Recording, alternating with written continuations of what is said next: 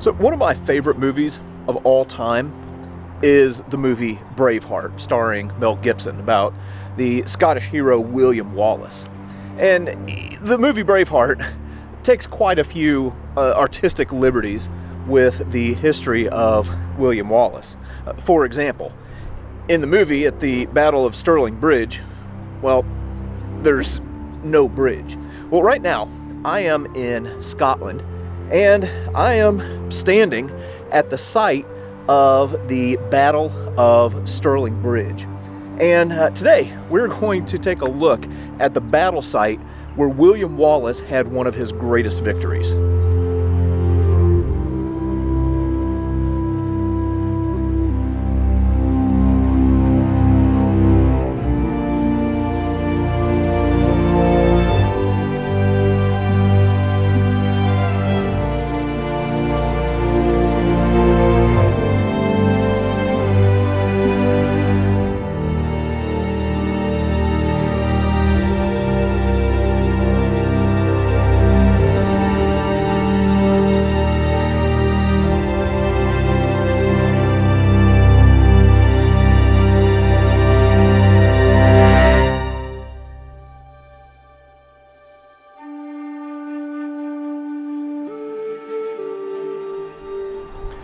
So, like I said, I am currently in the city of Stirling in Scotland at Stirling Bridge. And this is, again, the site of one of the greatest victories of the Scottish in their fight for independence. But what was the context here that led to this fight between the Scottish and the English? Well, in March of 1286, the Scottish had a bit of a tragedy that befell them. Their king, a guy by the name of Alexander III, had been out dining and drinking with some of his counselors, was on his way home to try and get to his wife, and was riding his horse in the pitch black darkness, was basically on the side of a cliff. The horse threw him, he falls over the cliff and breaks his neck and dies. The bad thing about that is that Alexander III didn't have an heir to the throne. So the throne of Scotland was wide open. There were several different nobles who laid claim to the throne, so they made an appeal to the King of England, Edward I, to make a decision on their behalf. Edward I sees an opportunity, places a guy by the name of John Balliol as King of Scotland, and basically kind of treats him as a puppet for the English.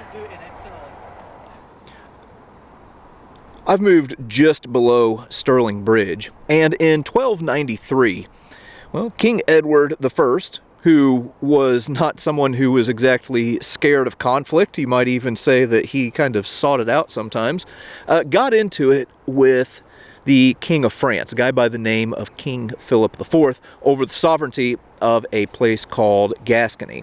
And in this war to come, well, King Edward I demanded that Scotland send troops to fight for the English. Well, John Balliol and the rest of the Scotsmen weren't too keen on that idea, and this is going to be the beginning of the Scottish resistance.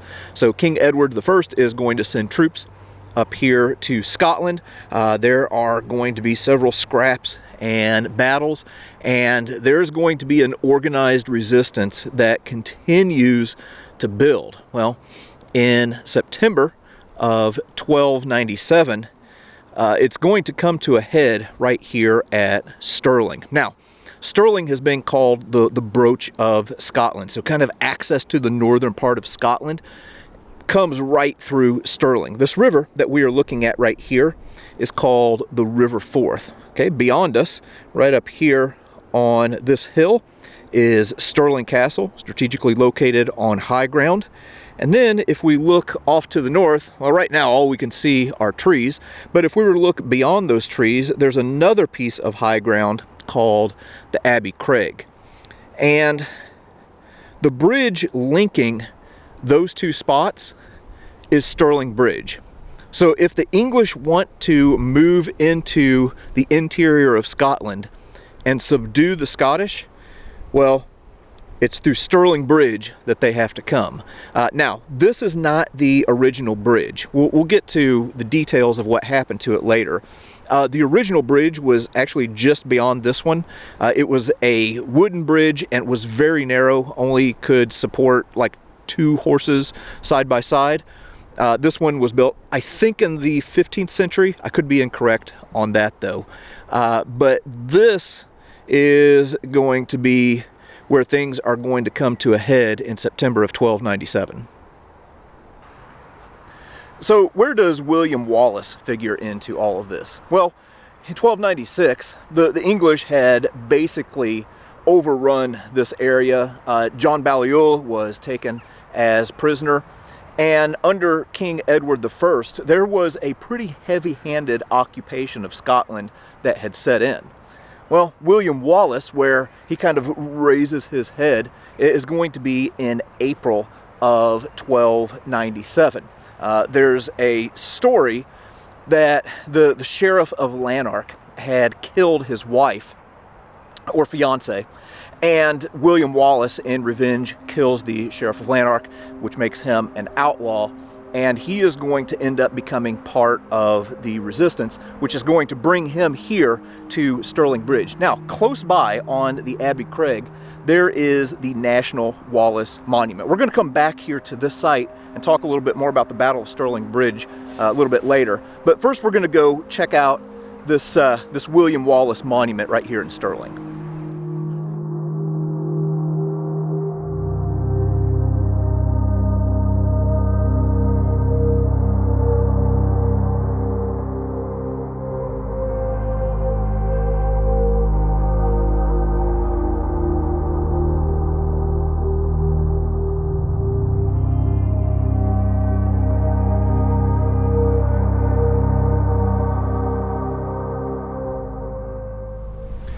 We have moved up to a piece of high ground that is known as the Abbey Craig. And this is the site of the National Wallace Monument, which is appropriate because it was from this place where on the day of the Battle of Stirling Bridge, William Wallace stood and observed the English troops down below. But it wasn't just William Wallace who was in command of Scottish forces here. There was another guy by the name of Andrew Murray who had basically been the head of a rebellion in the northern part of Scotland, and he and William Wallace had joined forces here at Stirling to take a stand against the English king. So here at the memorial they have all kinds of things inside, which is my understanding, that we're going to take a look at and see what we can learn about the Battle of Stirling Bridge. Okay, so we just got into the Wallace Monument here. A little bit dark inside of this spiral stairway. So there are 3 different levels, I think, 3 or 4, and each level has a different thing about Wallace and the Battle of Stirling Bridge. So we're just going to ascend up these steps, which are quite narrow, and see what we can learn. All right, we've just entered into the first room, which is known as the Hall of Arms, and take a look at this. Right here off the bat, we have the sword of William Wallace.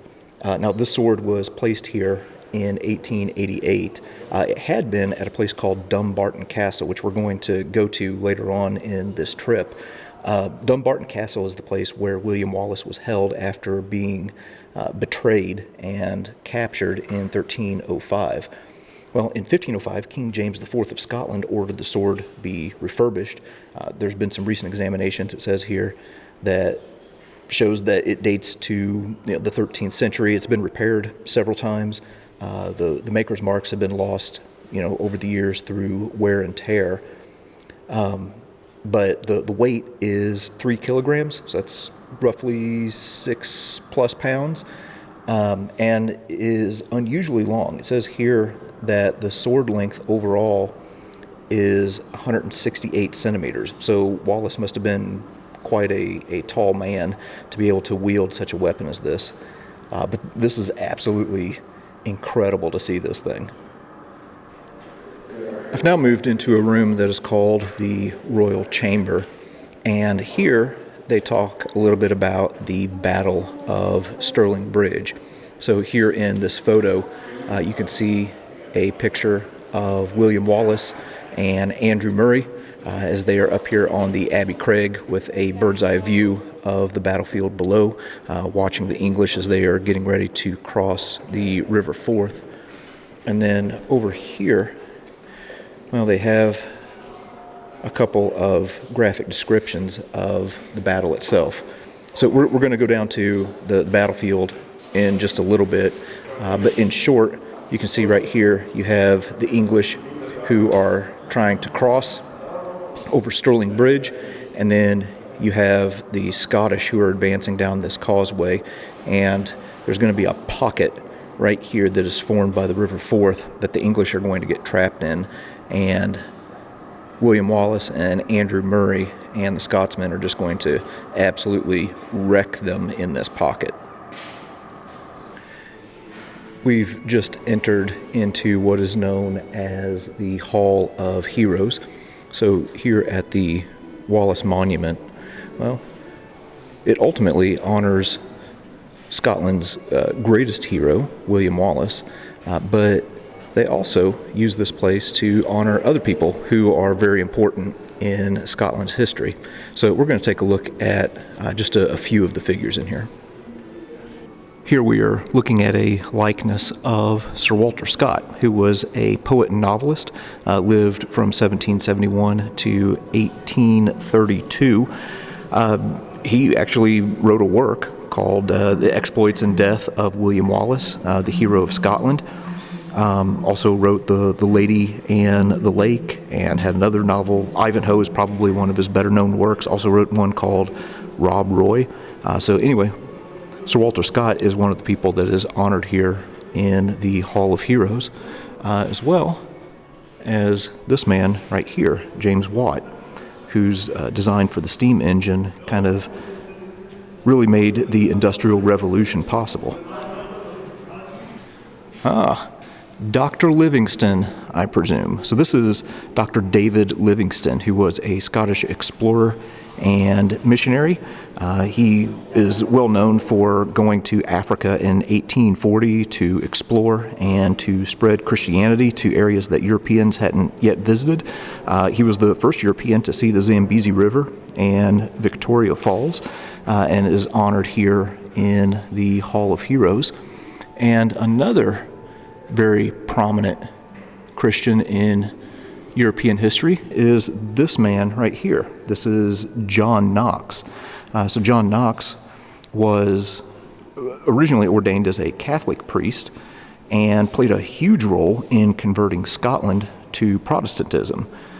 So when Mary Tudor became the Queen of England, Knox ended up fleeing to Geneva, Switzerland, came under the influence of another Christian reformer by the name of John Calvin, and then returned here to Scotland, preached against the beliefs of Mary Queen of Scots, and became the central figure of the Scottish Reformation.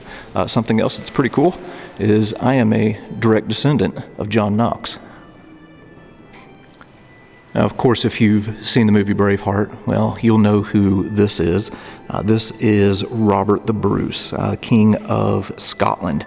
Okay, so he's the king who is largely responsible for gaining independence for Scotland and completing the work that William Wallace had started. Now, in the movie, they really kind of depict him as a bit of a weakling, but in real life, he was everything but that. In 1298, he was appointed as the Guardian of Scotland, along with John Balliol's nephew, who Edward I had kind of put in charge of Scotland.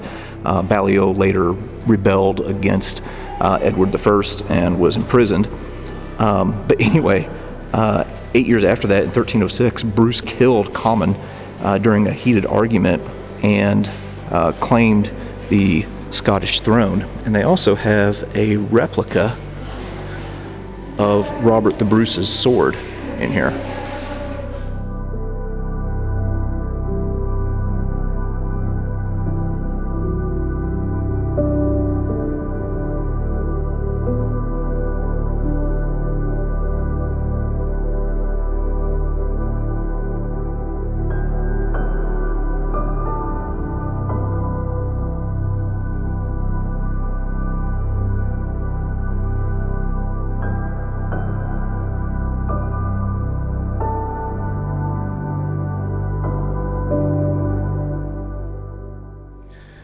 Okay, we have made our way up to the top of the tower now, and we're going to go down on the field and get a little bit better look at the Battle of Stirling Bridge, or the battlefield, here in just a little bit. But of course, if we're here at the Wallace Monument, well, we want to get up here and get kind of a view of the battlefield from this angle. And I'm not the biggest fan of heights, and holy smokes, we are way the heck up here. We're like higher than Snoop Dogg right now. All right, so anyway, here in front of us, again, we're going to go down to the battlefield here in just a little bit. But right here, where you can see the River Forth as it kind of winds and meanders. And on the day of the battle, well, you would have had William Wallace and Andrew Murray and their men up here in this position. And as you can see, well, of course they didn't have the tower, but here on this high ground, well, they can observe where the English are moving right over here in this direction. So Stirling Bridge is going to be right over in here. And the Battle of Stirling Bridge is going to take place in that little pocket that you see in the middle of the screen where the river meanders around.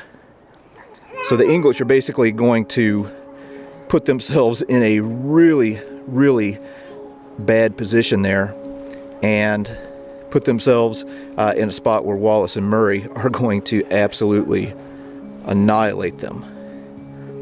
All right, so here's a look at the battlefield from above. We're now going to hop back in our vehicle, head back down to the low ground, to Stirling Bridge, and take a look at what it looks like on the ground.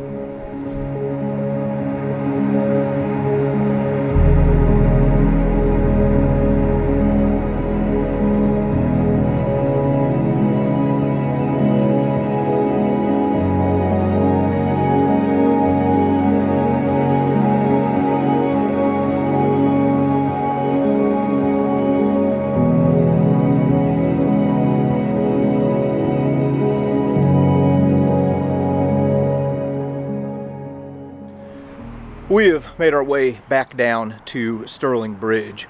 Now, on the day of the battle, the guy who was in command of the English troops here was a guy by the name of John de Warenne, who was the Earl of Surrey. He had experienced some victories for Edward I in places like Wales. And again, this isn't the original bridge here at Stirling Bridge. The original was just this way a little bit. It was a wooden bridge, again, just wide enough for two horses side by side to get across. And there was a Scottish guy who was loyal to the English who warned Warren.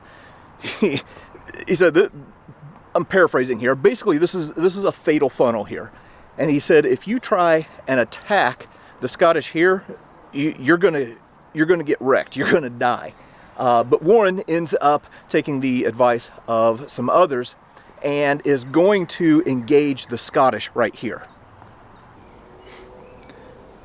Currently, I am standing on the north side of the river, which is the Scottish position here at the Battle of Stirling Bridge. So on the morning of September 11th, John de Warenne's forces would have been over here on the other side of the bridge, on the south side of the river. And the morning of September 11th was honestly a bit of a mess for the English. In his command, John de Warenne had 6,500 to 6,600 troops. The majority of those are going to be infantry and spearmen. He's also going to have approximately 350 cavalry. And there was just a lot of confusion for the English, which probably reflects some poor leadership. First off, if you'll remember from where we just were up at the Wallace Monument, this side of the river forms a little bit of a pocket that the English really don't want to get trapped in.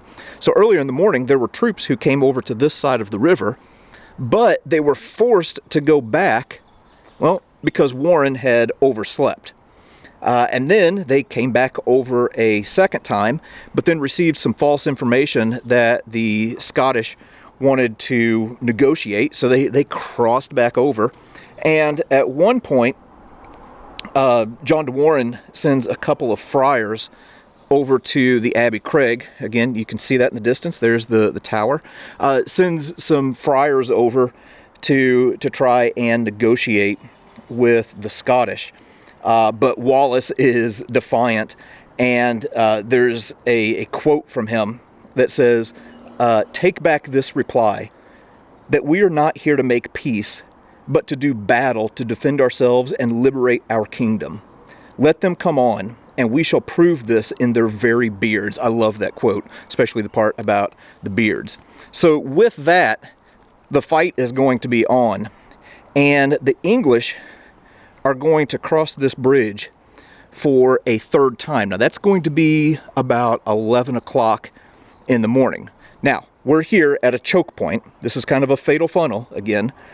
So you have the English who are crossing over here, and Andrew Murray and William Wallace are wisely hanging back in the woods and watching them.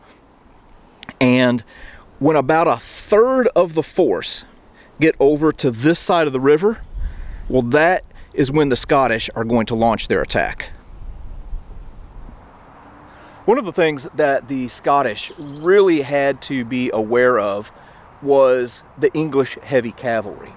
So they arranged themselves into something called a schiltron. This is a formation where you have a bunch of tightly packed men, all of them with long spears, that basically advance like a giant hedgehog or porcupine.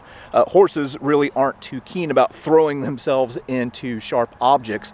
So this was to kind of neutralize the heavy cavalry of the English. So once about a third of Warren's men move across this bridge, well, Murray and Wallace move the Scottish down this causeway and basically cut off this bridge. Now that does one of a few things. For one, cutting off this bridge means that the English here in this pocket are completely cooked.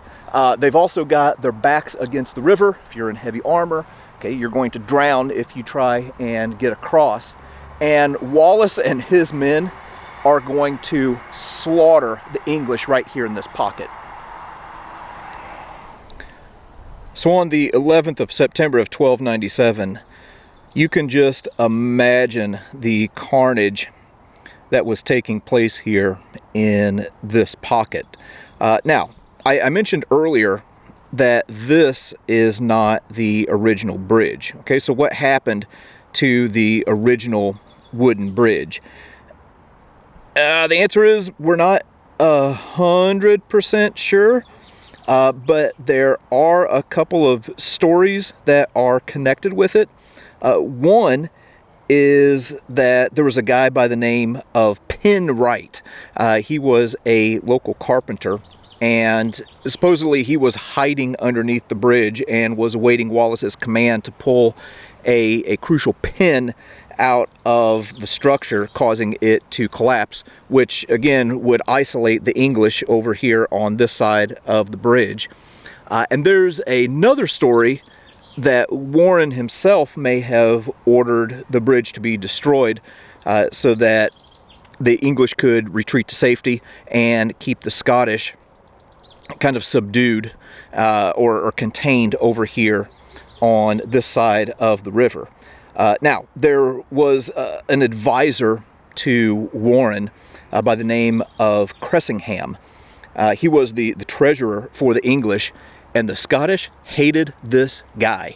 One of the things that Edward I had done was to impose some heavy taxes on the Scottish in order to pay for his wars and campaigns. Well, Cressingham is going to be killed in this battle, and there's a story that Cressingham is hated so badly that Wallace and the Scots skin him, and that Wallace makes a sword belt out of his skin. I've moved just across the road, and off in the distance you can see the Wallace Memorial there on the Abbey Craig, where Wallace and Murray are going to be observing the English as they are crossing the bridge. And we've moved just across the road to what is today a rugby pitch.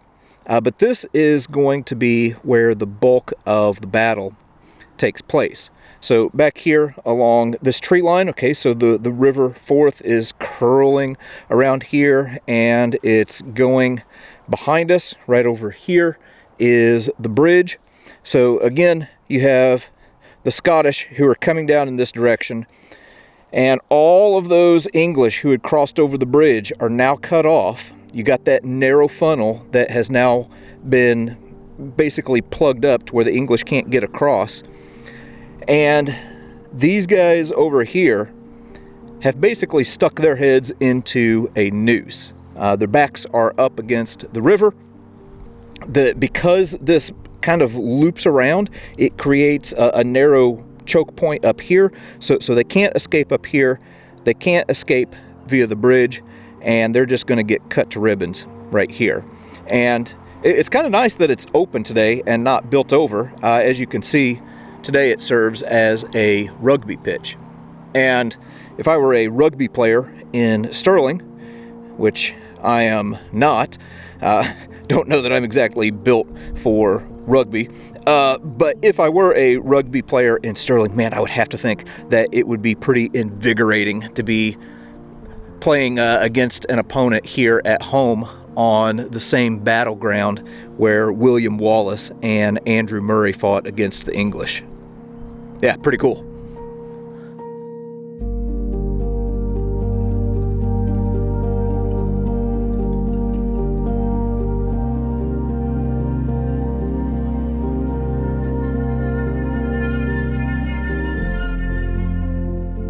So with the victory here at Stirling Bridge, the Scottish would have a major jump towards their bid for independence from the English, and Wallace would be propelled to a national hero. So why is it that everyone has heard of William Wallace, but fewer people have heard of Andrew Murray?